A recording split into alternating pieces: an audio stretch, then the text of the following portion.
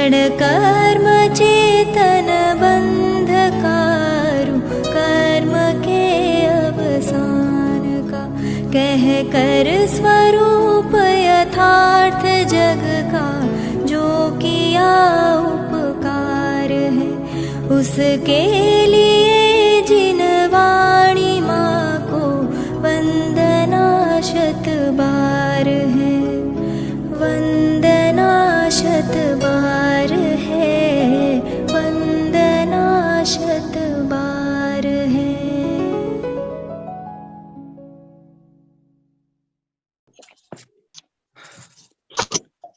दैवैकान्तादिपांसु प्रसर निरसनोद्भूत सामर्थ्य वृत्तिः, सन्मार्ग व्यापिनीयम् पवन ततिरिवा ज्ञान खेदं हरन्ति, बंधं प्रध्वंस मद्धा सकलमपि बलादानयन्ति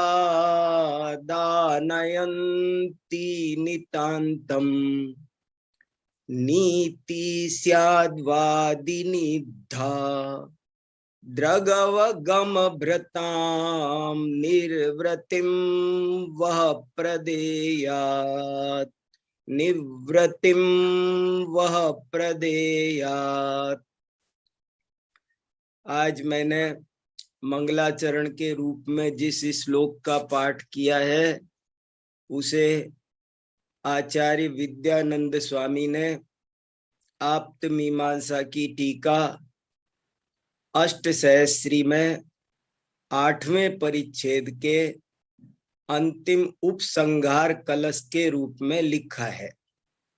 पहले भी हम ऐसा करते रहे हैं, जो परिच्छेद चल रहा होता है उसका अंतिम कलश पढ़ते हैं।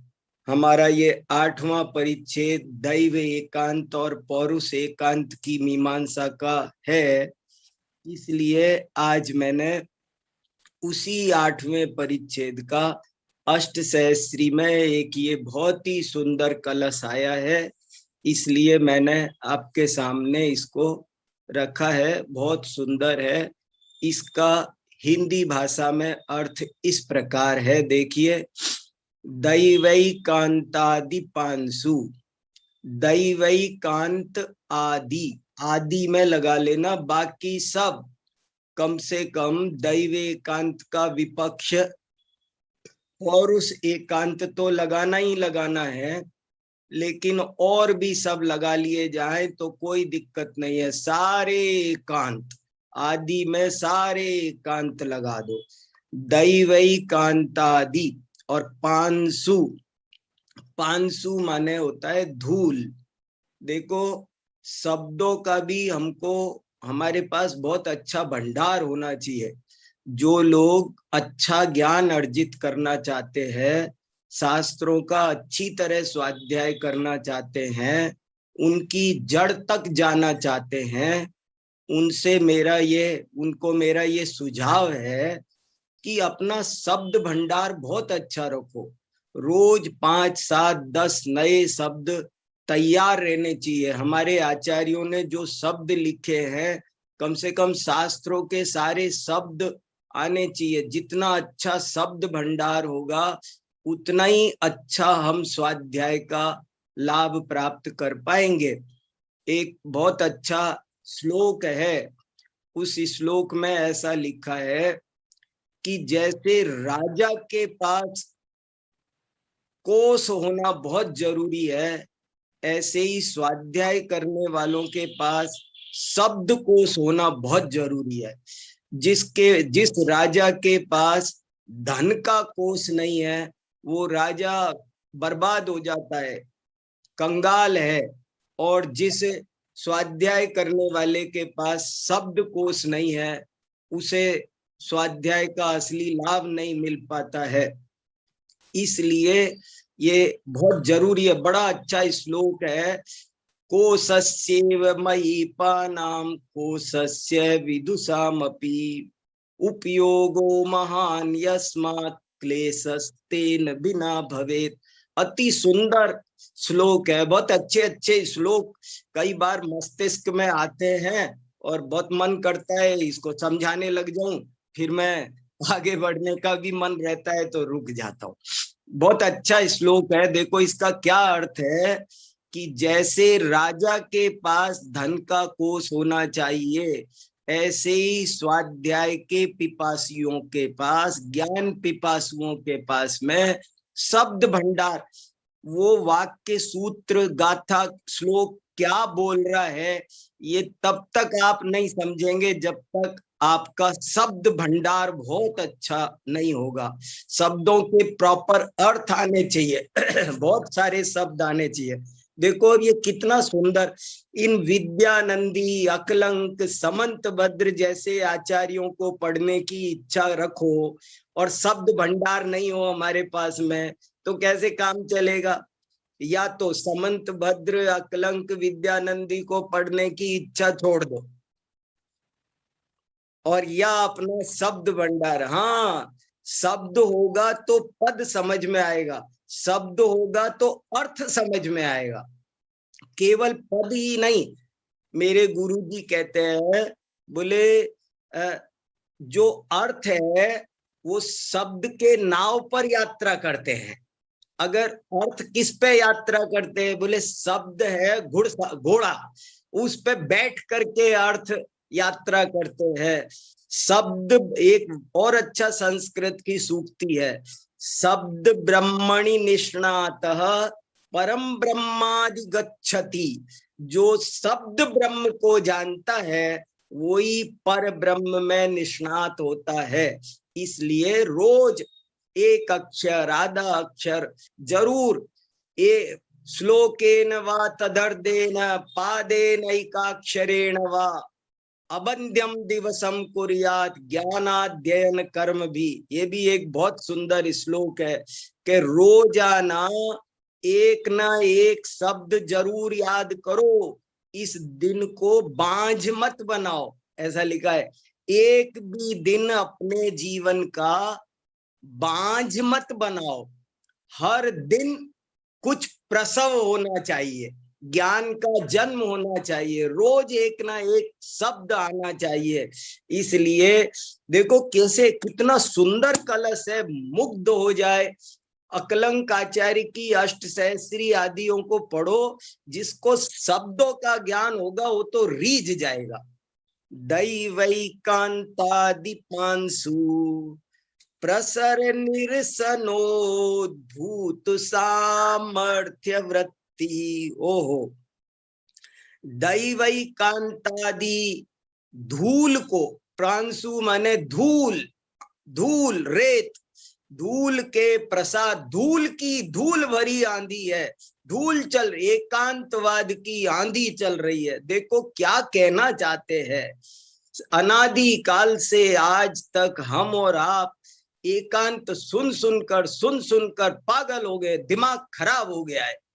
जीवों ने एकांत सुन करके कभी ज्ञान प्राप्त होने के अवसर भी आए तो एकांत सुन करके सब अपना नुकसान ही कर लिया, स्वपर घात किया। उस एकांत की धूल के प्रसार को निरसन, नष्ट करने के की जिसमें सामर्थ्य प्राप्त हुई है, ये सामर्थ्य किसमें है? एकांतवाद की धूल को फैलने से कौन रोक सकता है? किसमें सामर्थ्य है? कौन सन्मार्ग व्यापिनी है? बोले है एक स्यादवाद नाम की पवन तती पवन तती, पवन तती माने तेज पवन, बहुत वसंत की खुशबूदार पवन, प्रदूषण रहित ऑक्सीजन का भंडार, वो है पवन तती।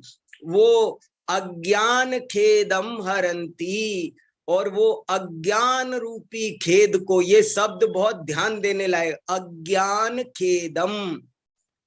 संसार में सबसे बड़ा दुख अज्ञान ही है, अज्ञान रूपी खेद। दुन लोगों को सब दुख लगते हैं, पर अज्ञान दुख नहीं लगता, जो दुखों का असली कारण है। असली कारण तो अज्ञान है। अज्ञान खेदम हरंती, बहुत सुंदर शब्दावली है, और उन शब्दों के पीछे हुआ भाव वो तो बहुत ही गंभीर है। बंधम प्रध्वंस मद्धा, देखो कैसे कैसे शब्द है। बंधम, बंध को, कर्म बंध के कारण, पराधीनता के कारण जो आत्मा नाना प्रकार से दुखी है, उस सारे बंध को प्रध्वंस, प्रध्वंस पूरी तरह ध्वंस कर देता है, चकना चूर, भेत्तारम कर्म भूभ्रताम। और अद्धा, अद्धा माने निसंदेह, अद्धा, अद्धा माने गारंटी से, नियम गारंटी कार्ड दिया जा रहा है। सकलमपि बलादानयंती नितांतम, और बलपूर्वक सारी अज्ञान खेद को, सारी दैवैकांतादि धूल के प्रसार को जो पूरी तरह नष्ट कर देती है। कौन है वो, किसकी बात हो रही है ये? दैवैकांतादि धूल को जो भगा देती है, जिसमें अद्भुत सामर्थ्य है, जो सन्मार्ग पर लगाती है जीवों को, जो वसंत की निर्मल शीतल सुगंधित बयार के समान आती है, जो अज्ञान रूपी खेद को दूर करती है, जो जीव के समस्त कर्म बंध को चकनाचूर गारंटी से कर देती है। कौन है वो? नीति ही स्यादवाद वो स्यादवाद नीति है। वो इद्धा, इद्धा माने चमकती हुई, अद्धा माने निसंदेह। और देखो कितने सारे शब्द है। अब कोई इनको ही समझ ले तो कितनी अच्छी संस्कृत आ जाए। अरे पहले हमारी समाज में महिलाएं तत्वार्थ सूत्र आदि पढ़ करके संस्कृत की विद्वान हो जाती थी। वे किसी स्कूल में नहीं जाती थी। हम अपने शास्त्रों को ही अगर मन लगा करके पढ़ें, उनके गाथा श्लोकों को लगाएं, हमारे इन आचार्यों की वाणी को ही हम ठीक से पढ़ें, तो हमको सब संस्कृत प्राकृत सब सहज आ सकती हैं, कठिन नहीं है।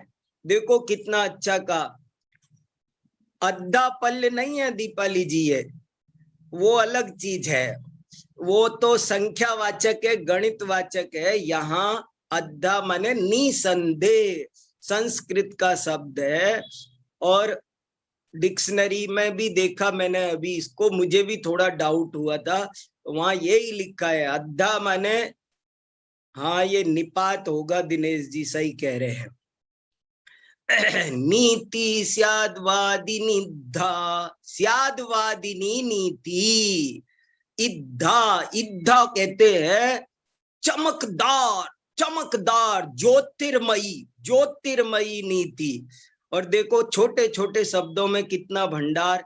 द्रगवगम भ्रताम, द्रग माने सम्यक दर्शन, अवगम माने सम्यक ज्ञान, और भ्रत माने सम्यक चारित्र, और भ्रताम षष्ठी विभक्ति बहुवचन, अर्थात सम्यक दर्शन, सम्यक ज्ञान, सम्यक चारित्र के धारकों को निवृत्तिम वह प्रदेयात, हम सबको यह मोक्ष लक्ष्मी प्रदान करे, प्रदान करती है। कौन? स्यादवाद नीति। कितना सुंदर कलश है ना, कितनी देर चर्चा कर सकते। अष्टसहस्त्री का ये श्लोक जिस भी दिन पढ़ते हैं उस दिन तो और भी विशेष रस परिपाक हो जाता है।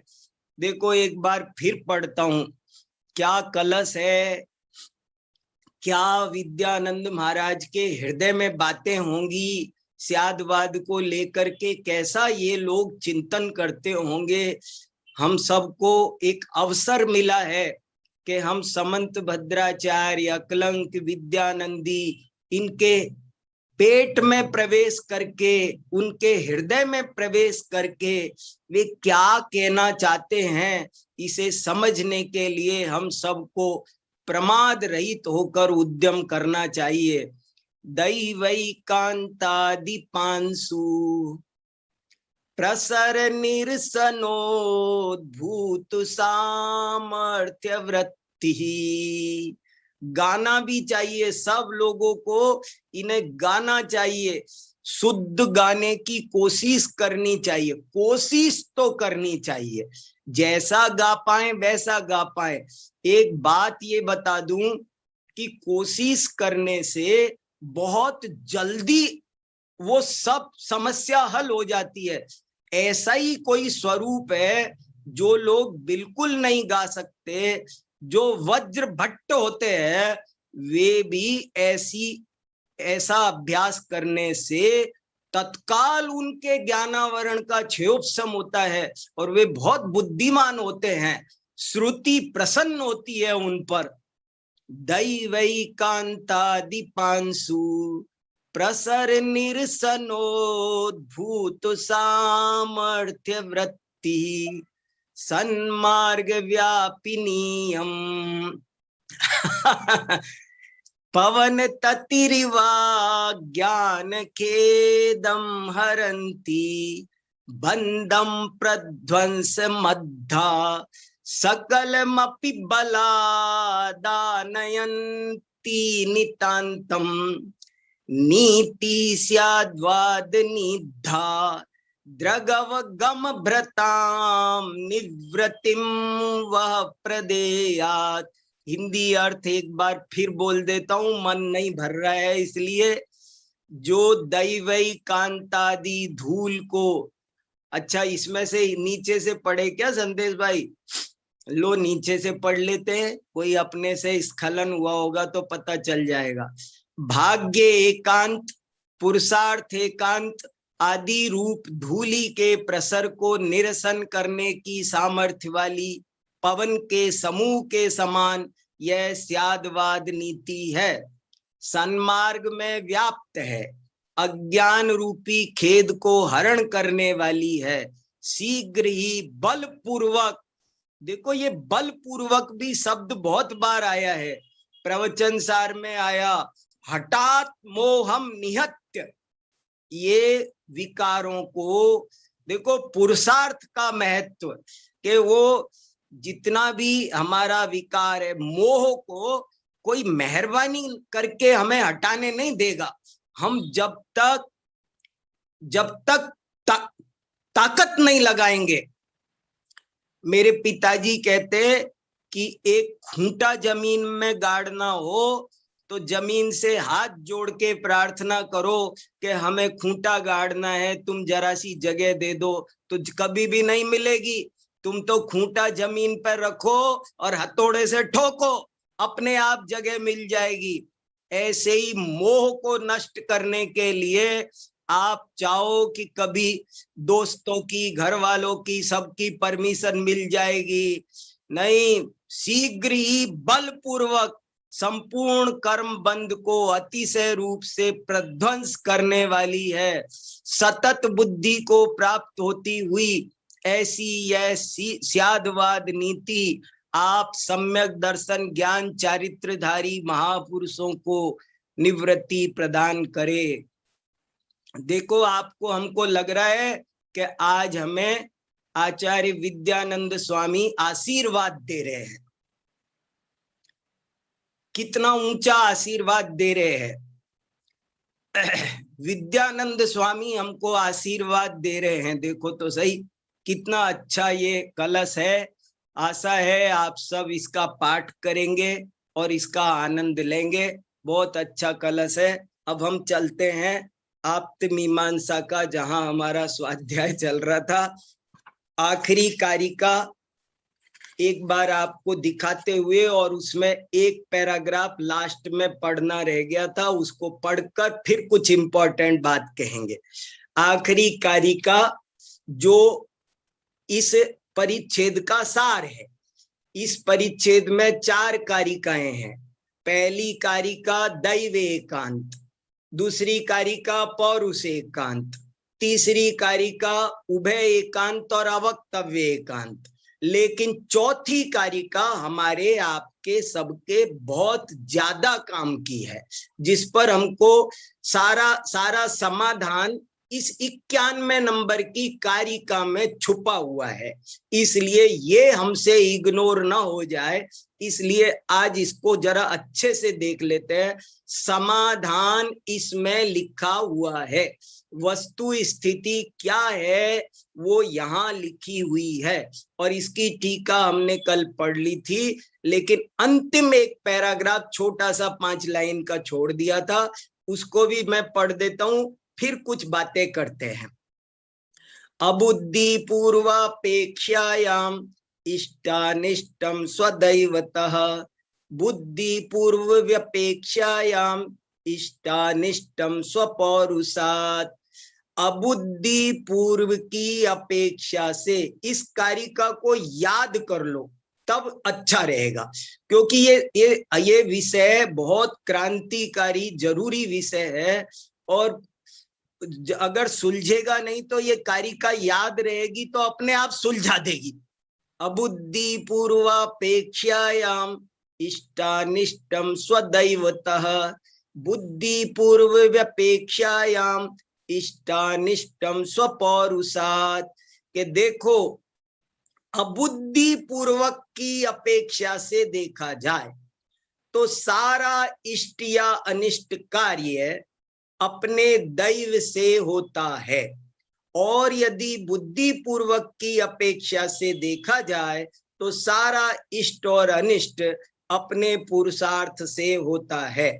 ऐसा इसका अर्थ है, सिंपल है, पर यही ध्यान देने लायक है। अब अंतिम पैरा और आपको जरा सा सुना देता हूं, बहुत बढ़िया है वो भी, इसी का अगले पेज पर। ये देखो, ये भी पैरा ध्यान देने लायक है, इसलिए पढ़ना जरूरी है। दैव की प्रधान रूप से अपेक्षा होने पर, देखो ये अब देखो, प्रधान रूप से अपेक्षा होने पर, ये शब्दावली ठीक है। एक प्रधान है, एक गौण है, ये शब्दावली ठीक नहीं है। उसकी प्रधान रूप से विवक्षा होने पर, उसकी प्रधान रूप से अपेक्षा होने।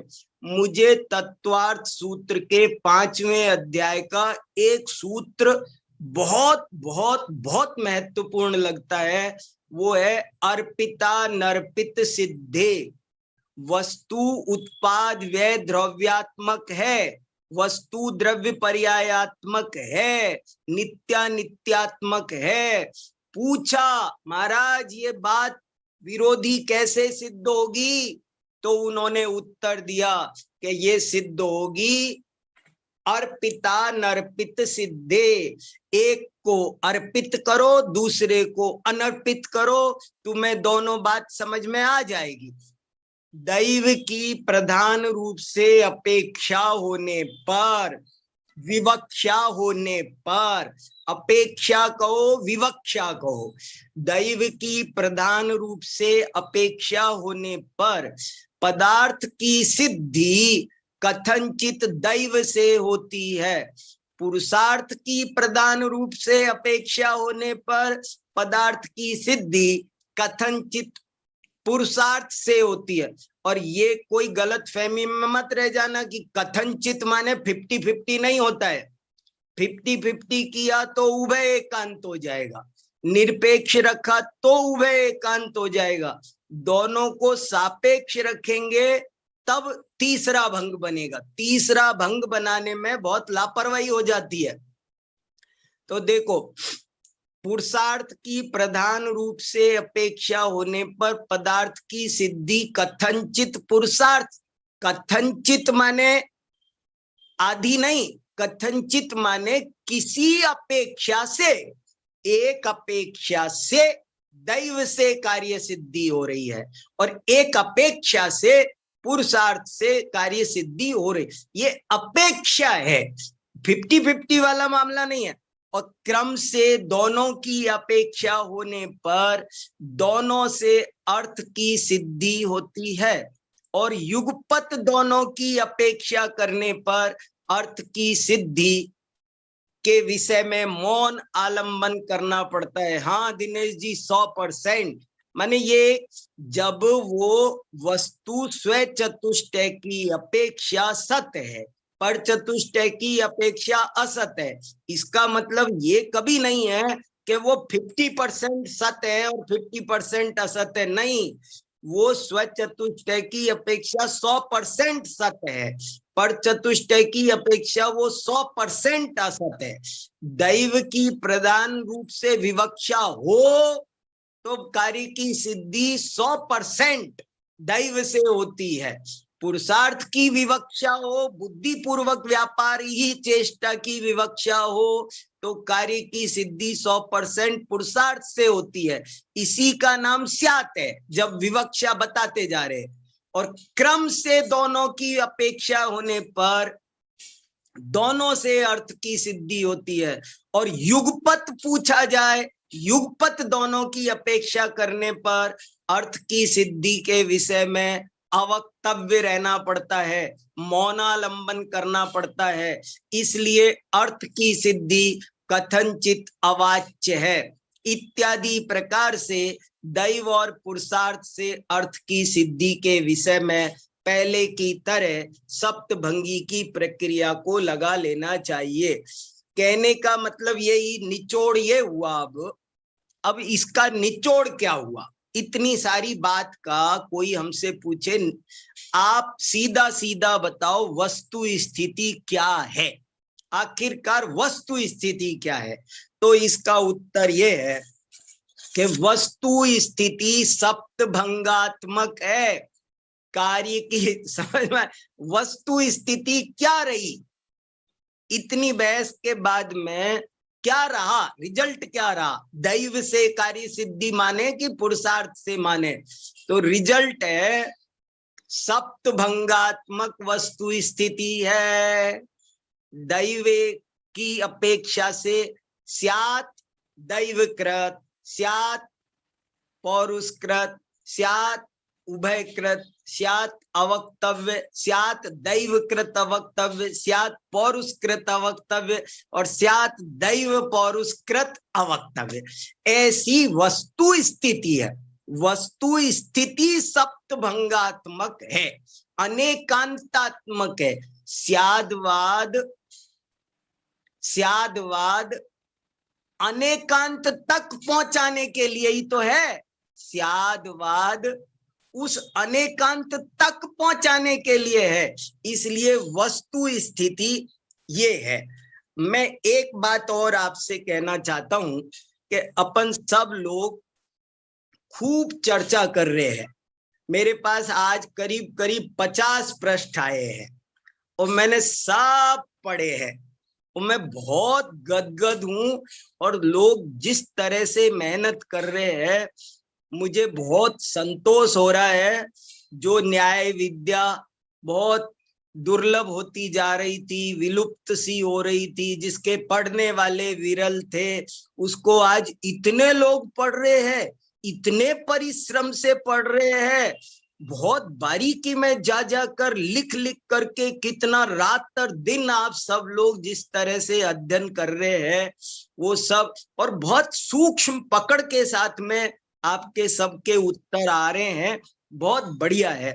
लेकिन फिर भी मैं एक बात और कहना चाहता हूं थोड़ी सी, कि इस परिच्छेद को हमें समझना है तो अभी थोड़ी देर के लिए हम पंच समवाय की चर्चा को एक तरफ रख के समझें तो थोड़ी जल्दी समझ में आएगी बात। हमने देखो इसमें पंच समवाय की बात कहीं भी नहीं आई, न टीका में आई, मूल कारिकाओं में तो आई ही नहीं। हम पंच समवाय की चर्चा को अभी थोड़ी देर एक तरफ रखें।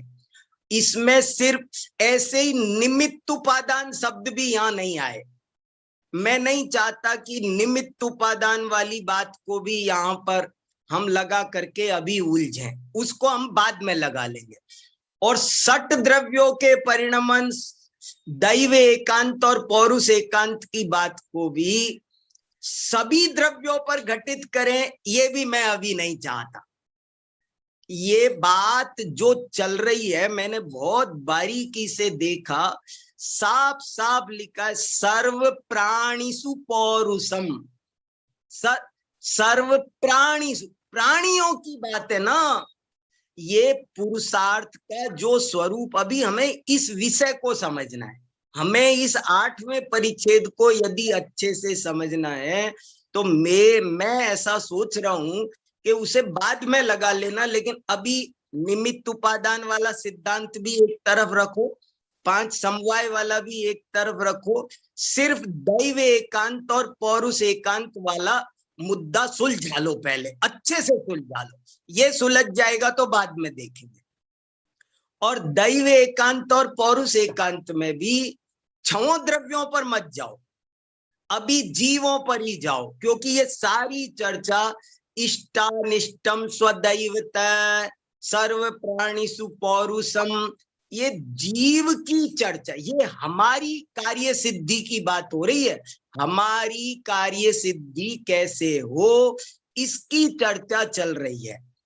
और एक पॉइंट कहना चाहता हूं कि स्यादवाद का सौंदर्य बनाने के लिए हम इस दैव एकांत और पौरुष एकांत को हम भाषा बदलें तो ऐसा भी कर सकते हैं, दैववादी और अदैववादी, पुरुषार्थवादी और अपुरुषार्थवादी।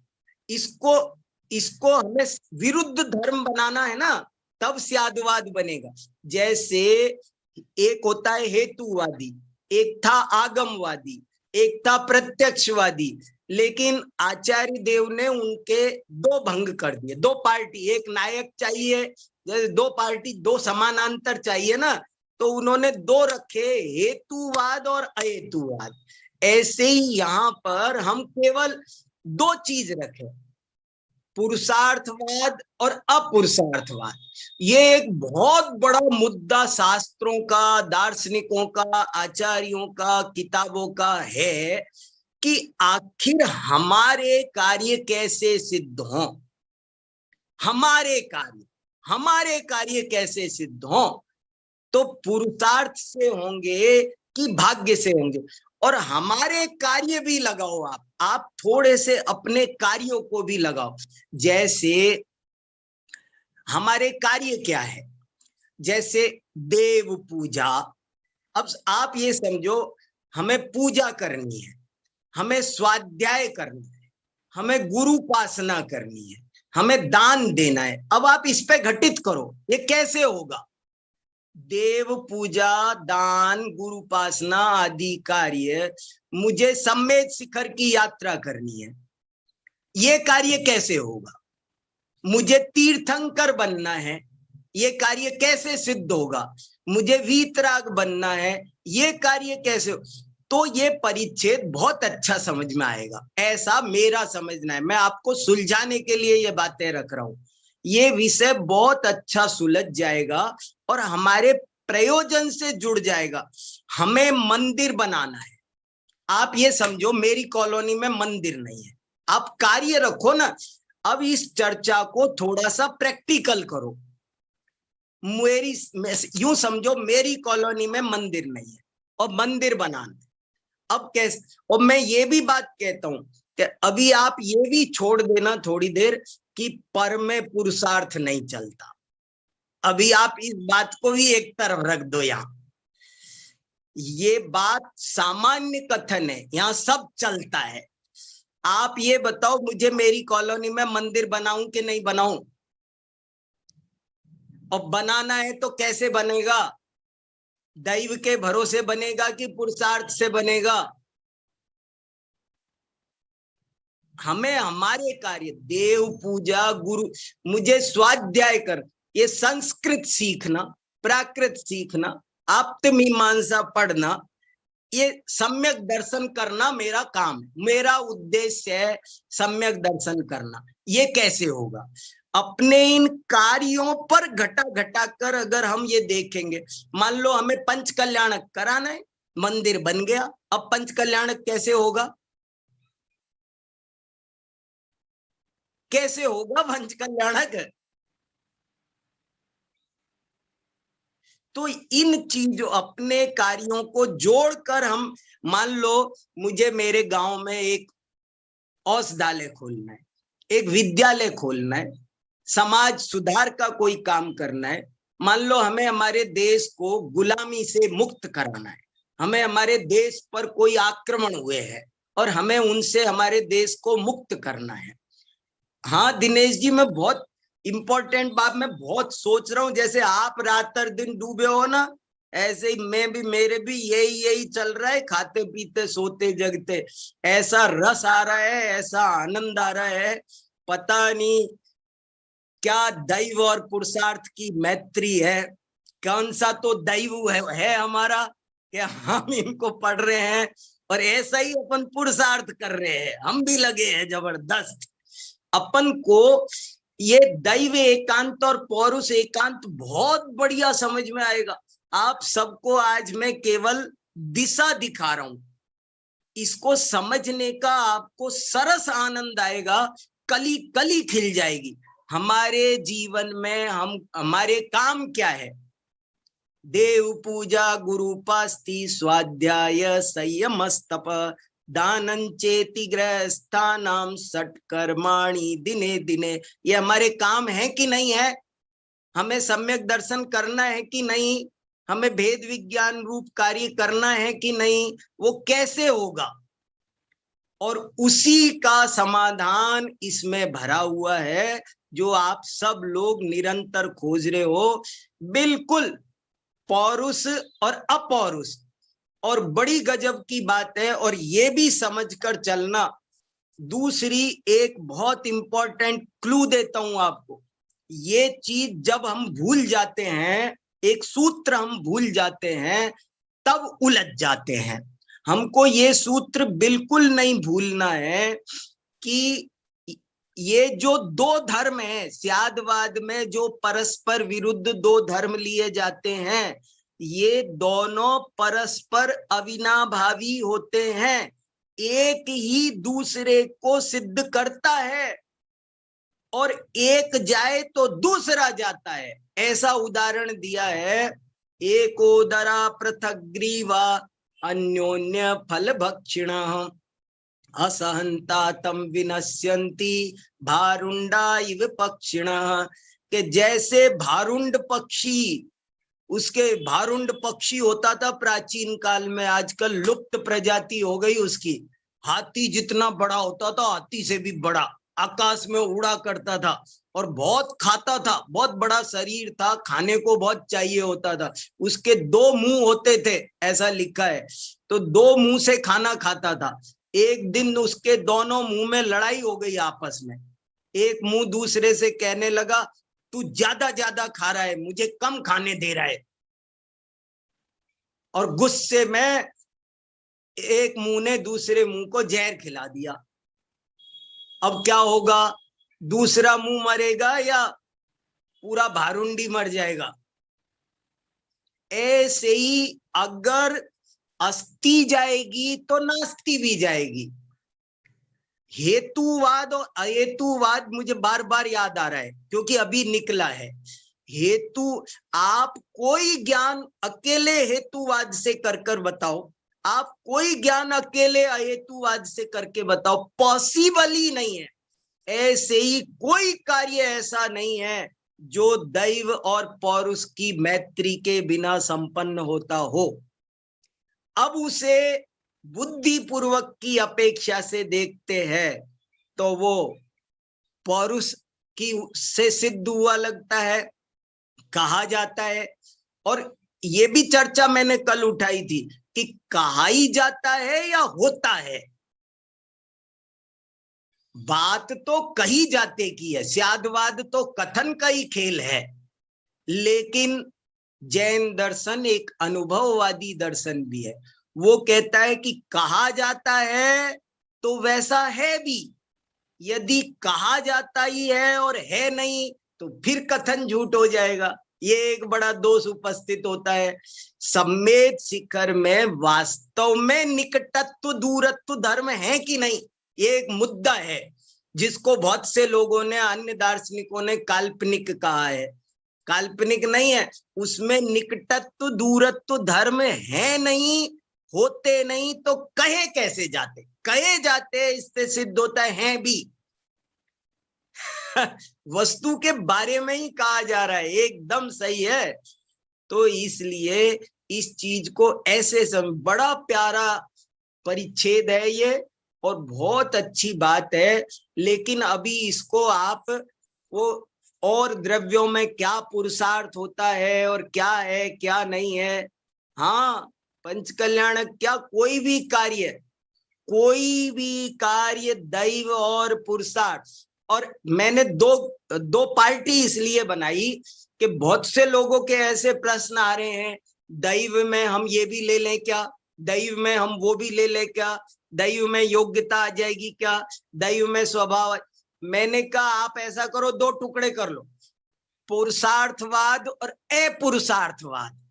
अपुरुषार्थवाद में आप उसके जो बाकी के समवाय बचे ना, वो सब ले लो। आप एक ही क्यों, 5 समवाय में से एक तराजू के एक पलड़े में रखो पुरुषार्थ, और बाकी के 4 रख दो दूसरे पलड़े में, अपुरुषार्थ हो गए वो, और बहुत सुंदर बनेगा। बड़ा सरस ये है। और अब आप लोग कुछ सुनाएं, बहुत आनंद आ रहा है। संदेश भैया देखो। हाँ क्या दिखा रहे हो? हाँ भाई साहब, जो उसमें जो हम शब्दावली पढ़ रहे थे, थोड़ी सी आपत्ति हमको शब्दावली में हो रही थी। तो हाँ, इसमें जैसी हम चाहते हैं इसमें वैसी ही लिखी है।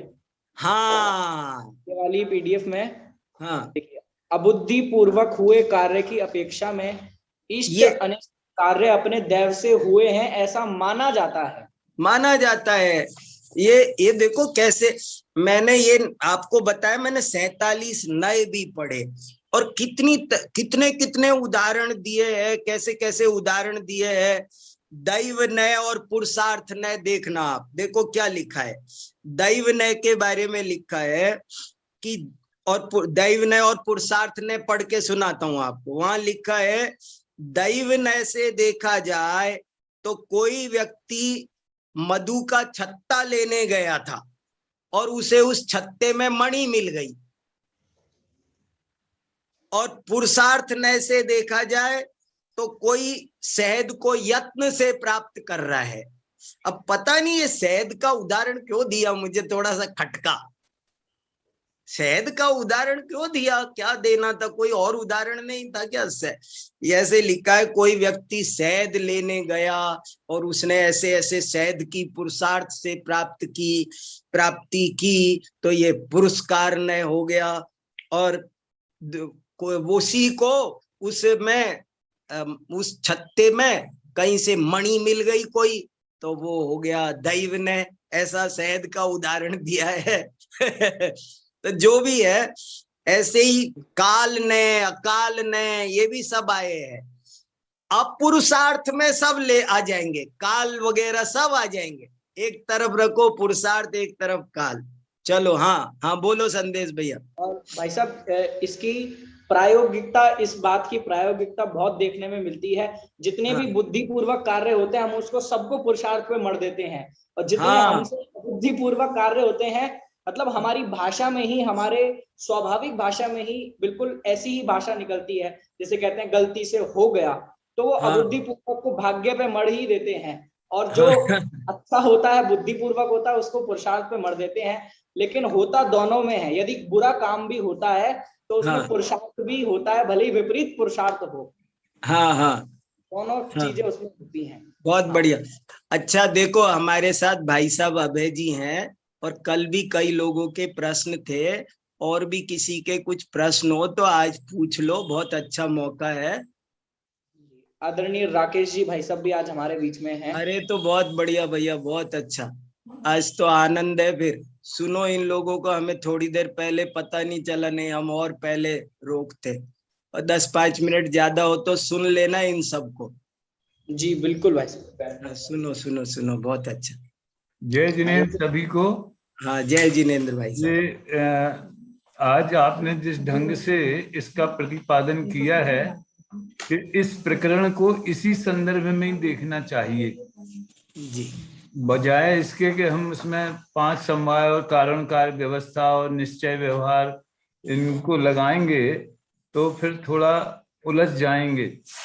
इसलिए ये रास्ता बहुत ही सही लगा मुझे। केवल एक पॉइंट इसमें जोड़ना है, जी, जो इष्टानिष्ट कार्य लिखे हैं वो जी, भी लौकिक संदर्भ की ही बात है। हाँ, सम्यक दर्शन की बात करें, आत्मानुभूति की बात करें तो फिर पूरा तत्व निर्णय उस बेस हाँ, पे चलेगा, फिर वस्तु स्वतंत्रता पे चलेगा, फिर अकर्तावाद की बात आएगी, फिर ये जी, सब बात आएगी।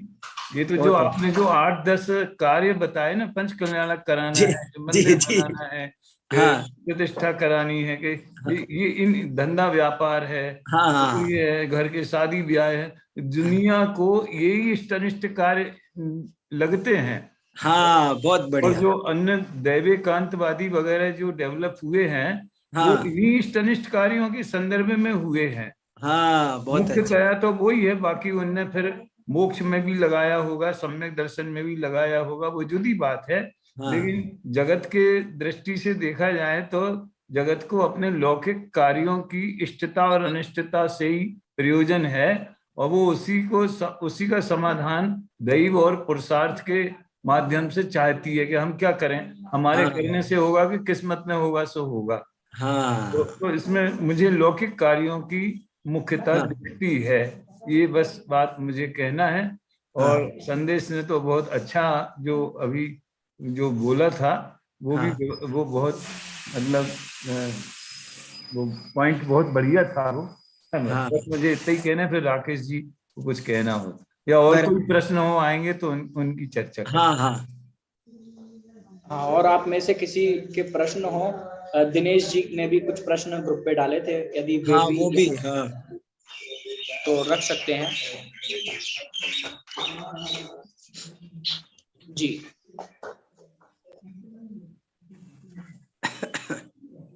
जय जय डॉक्टर साहब। जी, मैंने तो खैर प्रश्न लिखा था पंचलब्धि के संबंध में कि पंचलब्धि जो प्राप्त होती है जीव को पहली बार, तो किस प्रकार से समवाय घटित होते हैं। लेकिन अब विषय दैव और पुरुषार्थ का है तो मैं आगे उसको विचार करेंगे, फिर कोई ऐसी बात नहीं है हाँ, हाँ, मेरा, क्योंकि प्रकरण आज बदल गया ना, तो मतलब अब नए सिरे से विचार करेंगे इस पर। नहीं, मैंने इसलिए बदला कि अपन को तो आप्त मीमांसा का हाँ, 8वां परिच्छेद समझना है। अभी हाँ जी, हमारा उद्देश्य ये है, तो अपन 3 दिन से चर्चा को फैला रहे थे, तो हाँ, मैंने कहा ये एक बार तो अपना तो मुद्दा, अपना घर सिमट जाए, फिर पड़ोसी का संभाल लेंगे। नहीं नहीं बिल्कुल ठीक है, वो आगे देखेंगे उसको विषय को। हाँ, हाँ, हाँ, हाँ, हाँ। हाँ, अब और राकेश जी भाई साहब को भी सुनो ना, उन्होंने बहुत मेहनत की है इस विषय पर। हाँ, आदरणीय भाई साहब। जय जिनेंद्र भाई साहब। हाँ, जय जिनेंद्र, सुनाओ साहब, सुनाओ, सुनाओ। मैं ये कह रहा हूँ, हाँ, इसमें जो 4 कलश 4 श्लोक आए ना, इस हाँ, अनुच्छेद में 4 आए कि 5 आए? 4 ही आए 4 शायद। आए, 4, 4। 4 में जो प्रारंभ के 2 हैं और तीसरा भी वैसे उसी का है। हाँ, मतलब उसमें तो उन्होंने इष्ट अनिष्ट कार्य की ऐसी कोई व्याख्या नहीं करी। हाँ, और क्या बोलते हैं उसको, बुद्धिपूर्वक की चर्चा भी वहां नहीं करी उनने 3 श्लोकों में। हाँ, ये अंतिम श्लोक जिसमें वो निष्कर्ष दे रहे हैं, उसका पूरा हाँ, समाधान निकाल रहे हैं, हाँ, उसी समय उन्होंने इसकी चर्चा करी हाँ, कि ये जो है बुद्धिपूर्वक कार्यों में, अब हाँ, मेरा इसमें एक प्रश्न जो मैंने डाला था ना, वो प्रश्न यही डाला था, हाँ, संस्कृत के हिसाब से हाँ, जो इसमें बुद्धिपूर्व और अबुद्धिपूर्व शब्द के प्रयोग हैं, हाँ, ये कार्यों के विशेषण माने जाएंगे या बुद्धिपूर्व माने हम पुरुषार्थ को बुद्धिपूर्वक कह रहे हैं और दैव को अबुद्धिपूर्वक कह रहे हैं। माने कार्यों के ये विशेषण हैं या पुरुषार्थ को बुद्धिपूर्वक कह रहे हैं और दैव को अबुद्धिपूर्वक कह रहे हैं? मैं समझता हूं कि सिद्धि के विशेषण है। यदि सिद्धि बुद्धि पूर्वक हो रही है तो वो दैवकृत सॉरी पुरुषार्थकृत मानी जाएगी, और बुद्धिपूर्वक सिद्धि हो रही है तो वो दैवकृत मानी जाएगी। बुद्धिपूर्वक सिद्धि, और मैंने उसमें कैसे सिद्धि का कैसे हम डिसीजन लेंगे कि ये बुद्धिपूर्वक है कि अबुद्धिपूर्वक है? नहीं, ऐसा हम लग रहा है, हाँ मुझे ऐसा लग रहा है कि ये जी, मतलब जब मैंने प्रश्न डाला था तब मेरे क्लियर नहीं हो रहा था, हाँ लेकिन अभी ऐसा मुझे क्लियर हो रहा है हाँ कार्य के ये विशेषण हैं।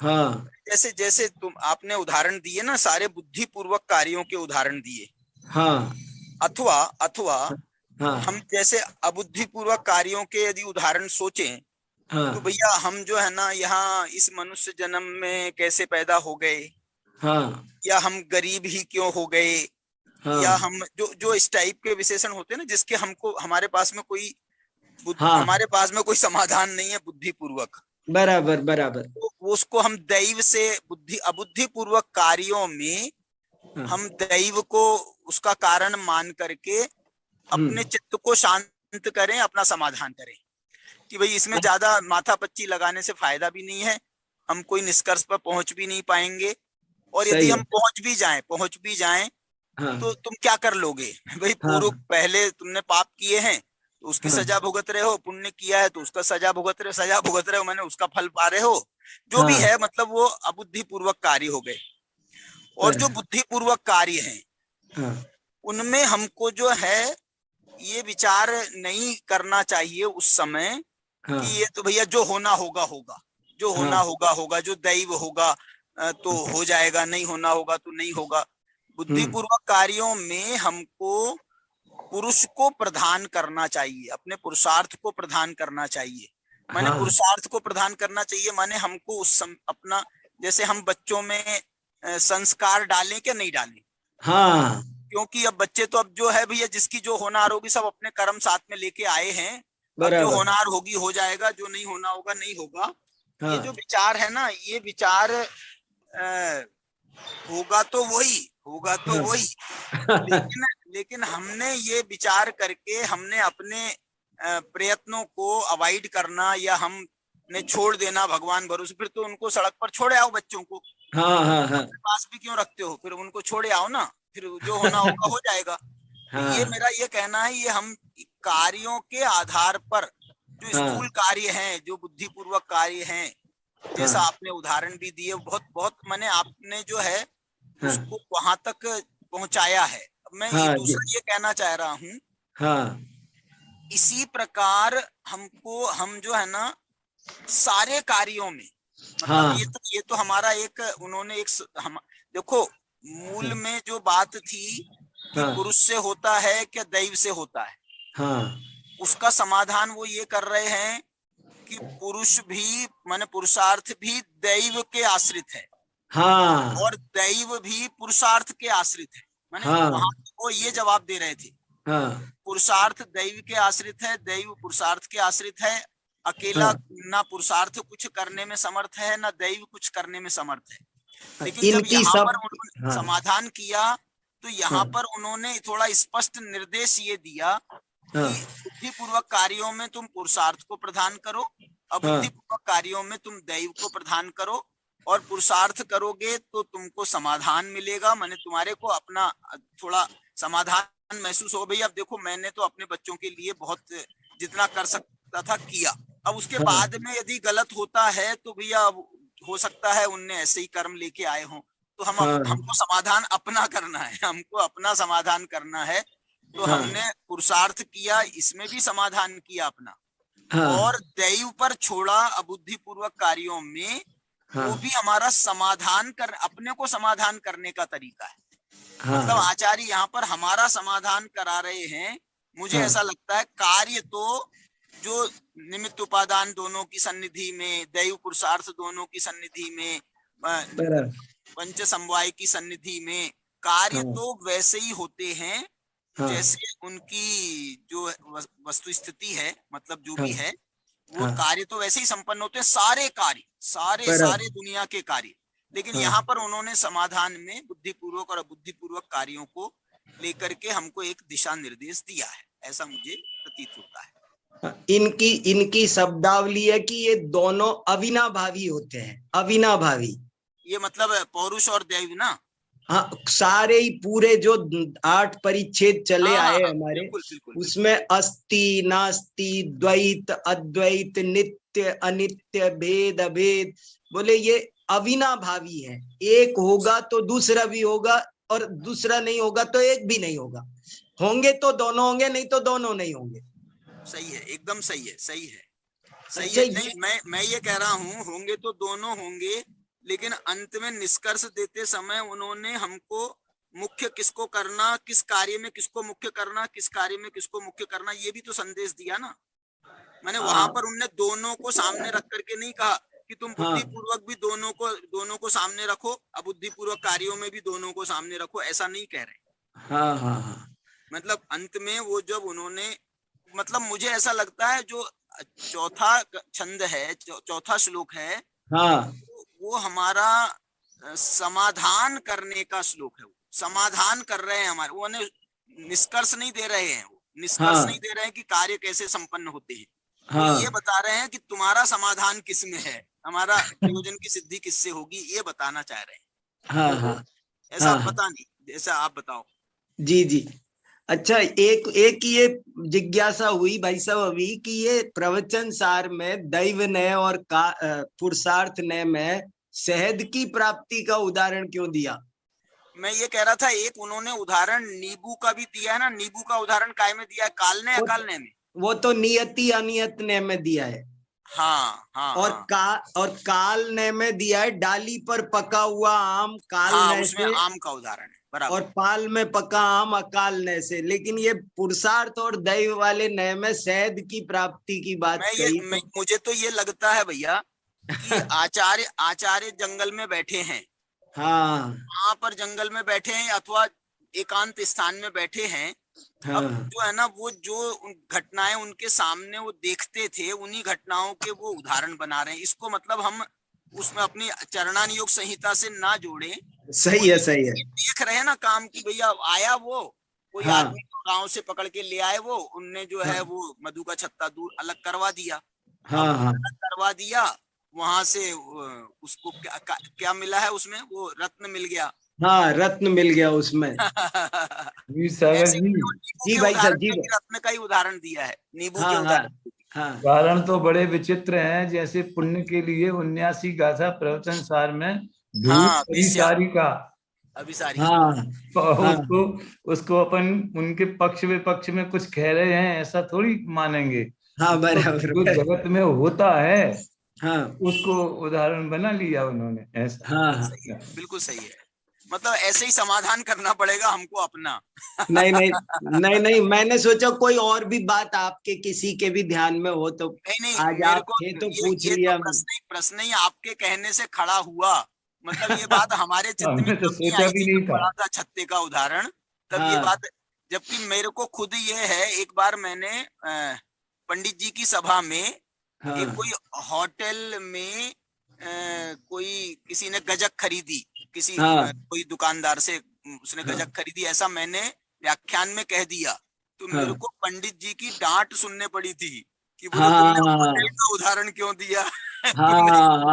मैंने बोला भाई मैंने जो देखा समझ लो, और जो अपन अनुभव करते हैं वो दे दिया, लेकिन उनका ये कहना था कि बचना चाहिए ऐसे उदाहरणों से हमको। जी। लेकिन अब आचार्य खुद दे रहे हैं, अपन क्या करें। सही है।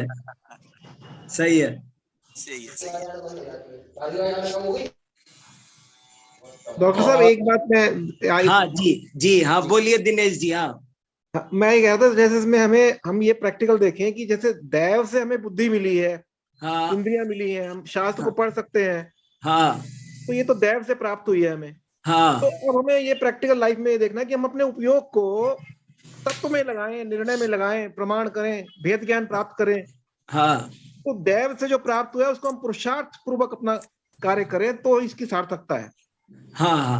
प्रैक्टिकल जो आप कह रहे थे ना कि जीवन में उपयोगिता, बराबर।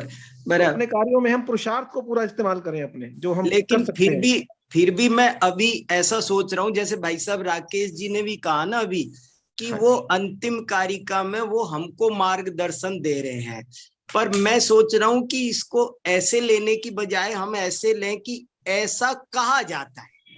ये वस्तु स्थिति है कि यदि वो हमको करना चाहिए, अभी ये उपदेश मुझे वहां नहीं दिख रहा।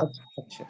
मैं सोच रहा हूं कि वो तो ये कह रहे हैं कि जब कोई काम हम बुद्धि पूर्वक करते हैं, जब मैंने बहुत मेहनत की हो बच्चों पर और बच्चे कुछ बन गए, तो मैं कह सकता हूं कि मैंने पुरुषार्थ किया। और मैंने मेहनत ही नहीं की और वो बने, तो कहा जाएगा भैया ये तो अपने आप बन गए। मुझे ऐसा लगता है कि वो हमसे ऐसा कह रहे हैं कि तुम ऐसा करो, तुम ऐसा करो, कि वो ये कह रहे जब काम बुद्धि पूर्वक कोई करता है तो ऐसा कहने में आता है, वो विवक्षा प्रदान हो जाती है।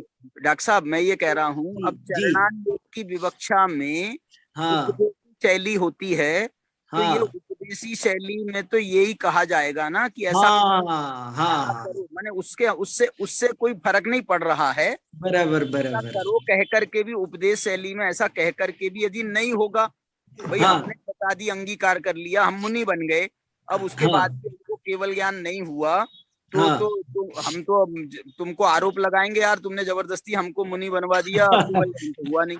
तो वो जो उपदेश शैली तो वैसी ही होगी और उसमें वो गुंजाइश रहेगी।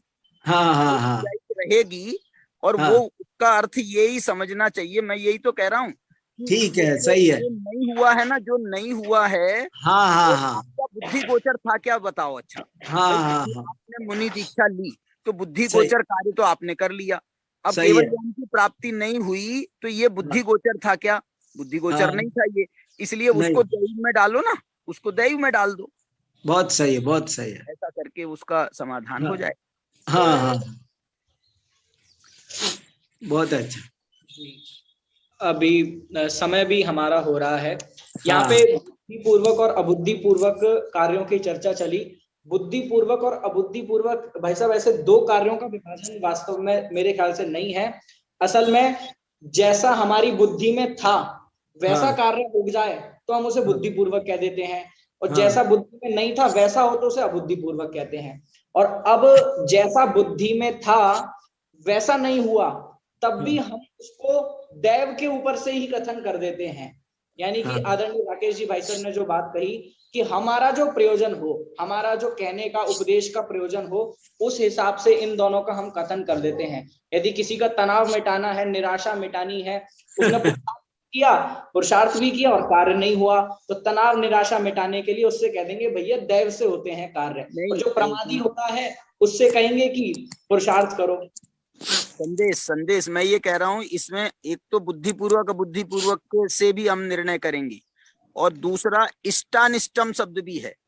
मैं ये कहना चाह रहा हूँ, इष्ट अनिष्ट कार्य, ये जो निर्णय होता है ये बुद्धिपूर्वक, माने अपनी बुद्धि से ही तो निर्णय होगा कि इष्ट कार्य हम किसे कहें, अनिष्ट कार्य हम किसे कहें। तो जो बुद्धिपूर्वक इष्ट अनिष्ट कार्य हैं और जो अबुद्धि पूर्वक इष्ट अनिष्ट कार्य हैं, मतलब ऐसे सारी, मतलब उसमें मीमांसा साथ जैसे पास हो गए तो पुरुषार्थ से, फेल हो गए तो नियति से। ऐसा नहीं करो। मैं ये कह रहा हूँ फेल हो गए तो उसमें बुद्धिपूर्वक कार्य, बुद्धिपूर्वक विचार ये है कि तेरी पढ़ाई सही ढंग से नहीं हुई है, तुमने जो है कोचिंग गलत चुनाव कर लिया था, कोचिंग तुम गलत चले गए, ये हो गया। मतलब जो भी हम बुद्धिपूर्वक जो सोच सकते हैं उसमें सोचना होगा। सही है, सही है, सही है। मतलब तो भी है जिस बात पे जोर देना हो उसी बात को उसी तरफ से कथन कर देते हैं। जी जी जी जी, ठीक बात है। बहुत अच्छा, बहुत बढ़िया। ठीक है, समय भी हमारा हो गया है। और सुंदर चर्चा, बहुत सारे विद्वानों का समागम। मैंने तो ये जो है ना आपका अध्याय चालू हुआ, 3-4 दिन से मैं सुन रहा हूँ, लेकिन अध्याय चालू हुआ ना तो ये मेरा भी बहुत बहुत उसका जिज्ञासा का विषय था। मैं बहुत इसको अलार्म लगा के रखा था मैंने, मैं पहले भूल जाता था। तो 5 बजे मेरे को याद आती थी, यार ये क्लास तो वीर सागर की खत्म हो गई होगी। तो फिर मैंने अलार्म लगा करके इसको सेट किया था, भैया 4 बजे याद से मैं ज्वाइन। ये नहीं, बहुत बहुत ये जो पॉइंट है ना, ये बहुत है। और अपन लोगों के जो चर्चा चलती है समाज में, मुमुक्षु समाज में, क्रमबद्ध पर्याय से भी ये विषय बहुत बहुत नियरेस्ट है। मतलब अपन ऐसा दैव शब्द जो आ गया तो फिर तो नियरेस्ट हो ही गया ना, नियति शब्द आ रहा है। और प्रवचन सार इसका बहुत अच्छा समाधान कर रहा है। मतलब जैसे इन्होंने तो 2 पर घटा करके बता दिया समंत भद्र ने 2000 साल पहले।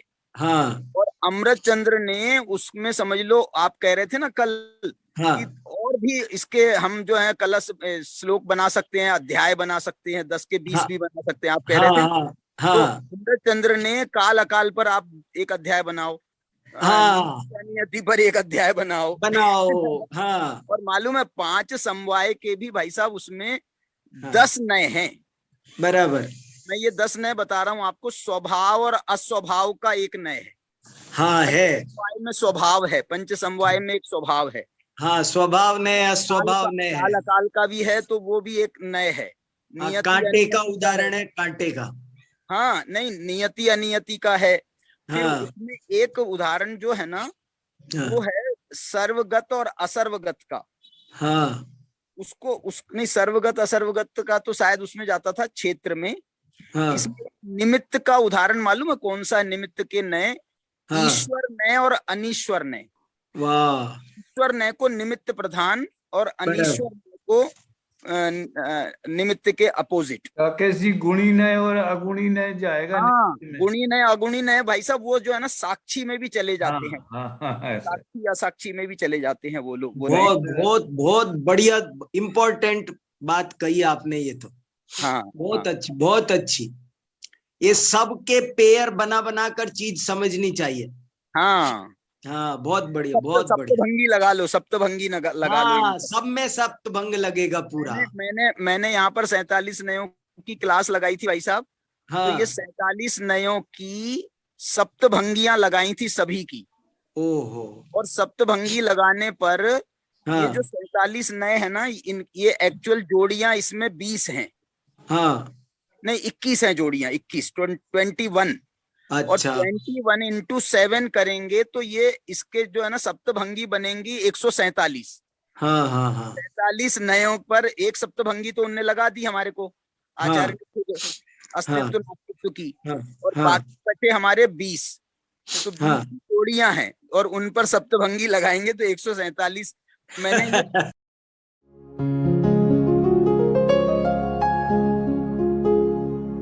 निज निधि निज में बताए यह अनंत उपकार है उसके लिए जिन वाणी माँ को वंदना शत बार है, वंदना शत बार है, वंदना शत बार है।